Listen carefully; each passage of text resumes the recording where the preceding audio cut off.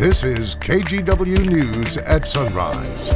This morning on Sunrise, neighbors near a homeless center in Northwest Portland say they've been dealing with serious safety concerns ever since that facility opened. After years of issues, they're calling on the city to finally do something about it. Plus. And they almost snatched that moment by, towing them and causing all that drama, but we turned it back around. That mother dodged a big Grinch of a towing company, apparently. She says tried to drag off a car that was delivering her family gifts for the holidays. Coming up, that mom's story and the state's battle to hold retriever towing accountable. Also this morning, the two busiest days for air travel during the holiday season, today and tomorrow. And this year is expected to be busier than last year when it comes to air travel. So we'll have some tips and tricks coming up here for you. Tricks, Rob. We're performing tricks on the Sunrise Show. That's 5 minutes from now. Tricks. You got any tricks weather-wise? Yeah. Well, you got me, man. News business has been delivering tips for ages, but the trick thing, that's new. All right, we have the Wells Fargo camera. Obviously that's good visibility, right? You can see the city lights, no problem.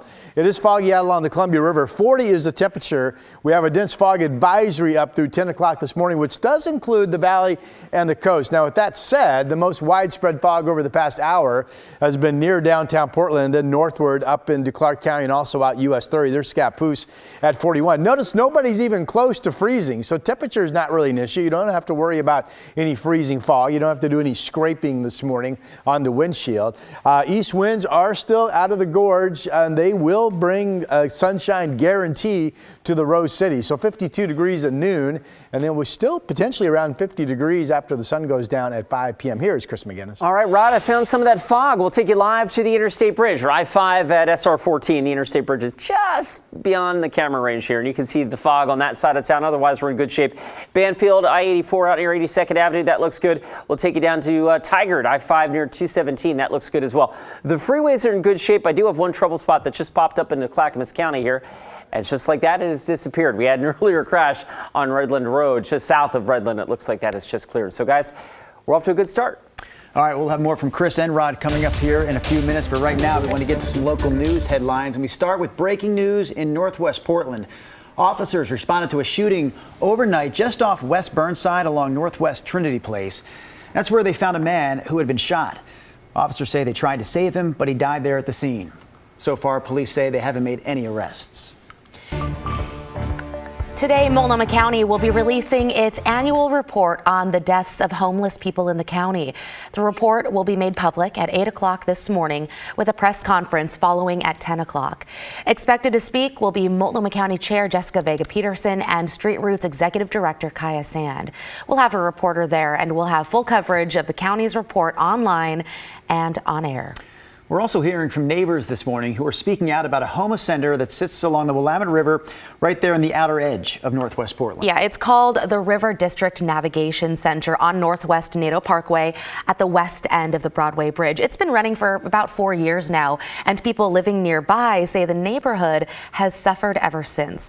The nonprofit Harbor of Hope, which leases the shelter, agrees with neighbors, saying the site is not being managed well. The nonprofit recently announced it's pulling out come January 1st as the lease expires. People in our neighborhood, including my husband, have been assaulted personally with a person with a knife right next to Harbor of Hope. And you want to talk about cause and effect? Please, do not insult us further. This is unacceptable. Now the city is scrambling to keep the center open and the 90 people inside sheltered. Right now the plan is for the city to take ownership come the first of the year. The city says the first order of business will be crafting a new good neighbor agreement and improving communication with people living in that area. We're going to stay in Northwest Portland for this next story. A prominent developer is turning vacant office space in that part of the city into a crisis center. The empty building sits near the corner of Northwest 17th and Thurman. Sturgeon Development Partners paid nearly $7 million for that building 5 years ago with the idea of renting it out as office space. But so far, they haven't had any luck finding tenants. So now the plan is to turn it into something that Portland needs. And we could have converted it just into apartments, and we certainly thought about it. This project, however, we think is a much stronger idea because it provides the community with something that's desperately needed. Sturgeon Development is also asking local government for $22 million to help complete this project. If all goes according to plan, the goal is to have it opened up just over a year from now.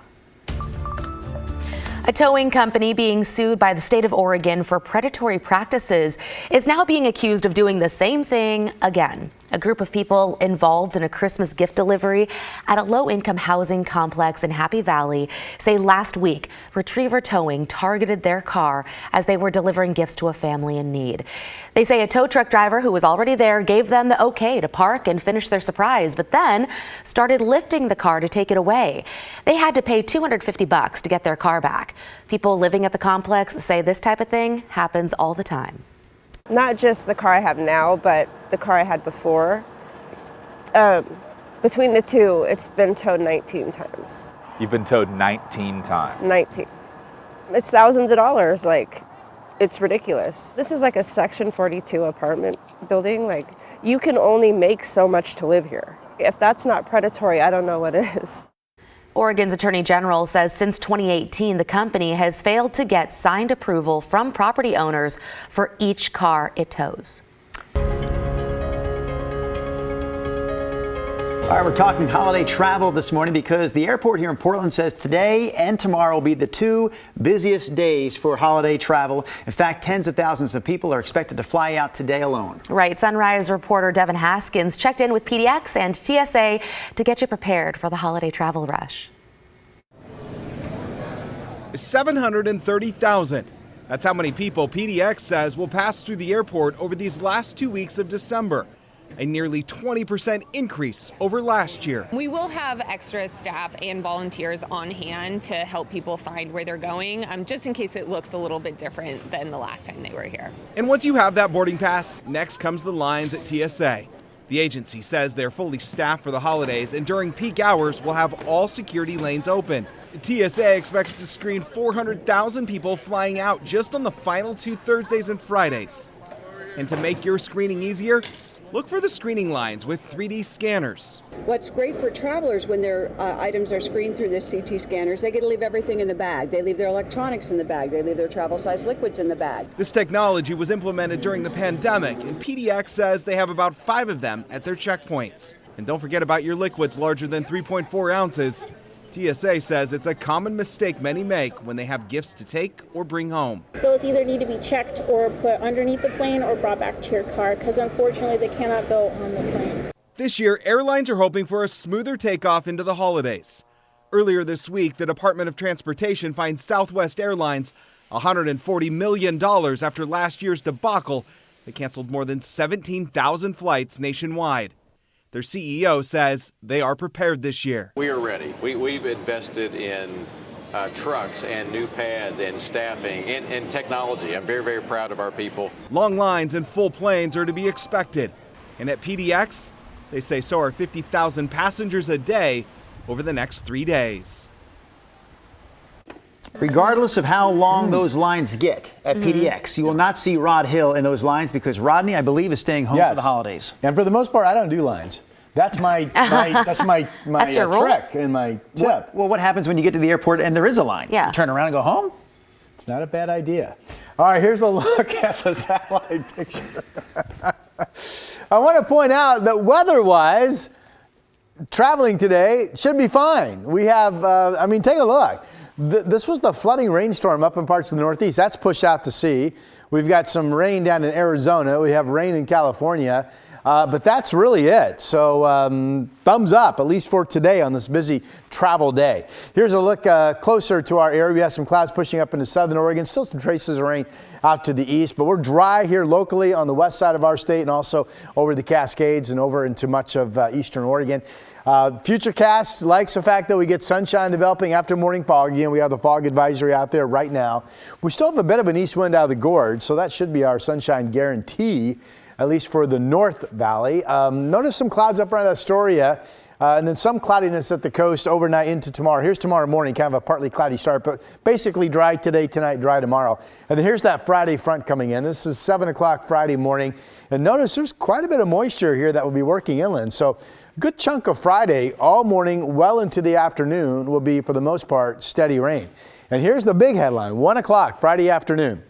What was an early rainy start to the Cascade Day turns to snow. And now this stays snow all afternoon into the evening, with accumulating snow still likely down below Cascade passes. So that's going to impact travel. A lot of people are probably going to be driving up over the high country come Friday after work into Friday night. So you'll want to be prepared for that. And some large area of snow showers Friday evening out across portions of eastern Oregon as well. You can see in blue. The drying takes place in the evening hours, and then we will be dry going into your Saturday.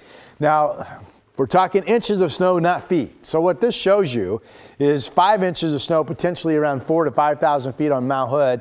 Could be 8, 9 inches at Timberline. I think there's a chance to at least get 4 or so at Government Camp. But again, we're talking inches of snow, not feet, over the Cascades with that particular storm. Haven't had inches of snow in a while, so that's a good thing.